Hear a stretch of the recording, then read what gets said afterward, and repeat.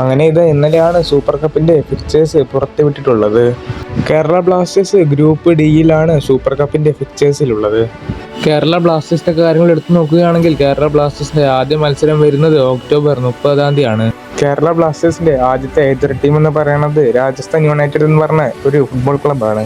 കേരള ബ്ലാസ്റ്റേഴ്സിന്റെ രണ്ടാമത്തെയും മൂന്നാമത്തെയും എതിരാളികൾ ISLത്തെ ക്ലബ്ബ് തന്നെയാണ്. ഹൈദരാബാദ് FCയും അതേപോലെ തന്നെ മുംബൈ സിറ്റി FCയുമാണ് കേരള ബ്ലാസ്റ്റേഴ്സിന്റെ 2-3 എതിരാളികൾ.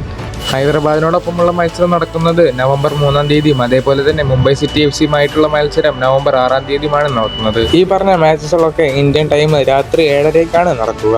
ഇനി 3 ഗ്രൂപ്പാണ് ബാക്കിയുള്ളത്. ഗ്രൂപ്പ് എ എടുത്തു നോക്കുകയാണെങ്കിൽ മോഹൻ ബഗാൻ, ചെന്നൈയിൻ FC, ഈസ്റ്റ് ബംഗാൾ അതേപോലെ തന്നെ റിയൽ കാശ്മീർ എന്ന് പറഞ്ഞ ടീമുകളാണ് ഗ്രൂപ്പ് എയിലുള്ളത്.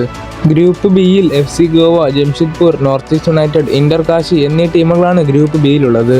അതേപോലെ തന്നെ ഗ്രൂപ്പ് സി എടുത്ത് നോക്കുകയാണെങ്കിൽ ബംഗളൂരു, മുഹമ്മദൻ, പഞ്ചാബ്, ഗോകുലം കേരള എന്നീ ടീമുകളാണ് ഗ്രൂപ്പ് സിയിലുള്ളത്. ഇതൊക്കെയാണ് ഇപ്പോഴത്തെ സൂപ്പർ കപ്പിലത്തെ അപ്ഡേറ്റ്. നിങ്ങൾക്ക് ഈ വീഡിയോ ഇഷ്ടപ്പെട്ടാൽ ലൈക്ക് ചെയ്യുക, അതേപോലെ തന്നെ ചാനൽ ഇഷ്ടപ്പെട്ടാൽ സബ്സ്ക്രൈബും ചെയ്യുക. അപ്പോൾ അടുത്തൊരു വീഡിയോ ആയിട്ട് വരുന്നവരെ ഓക്കെ, ബൈ ഫ്രണ്ട്സ്.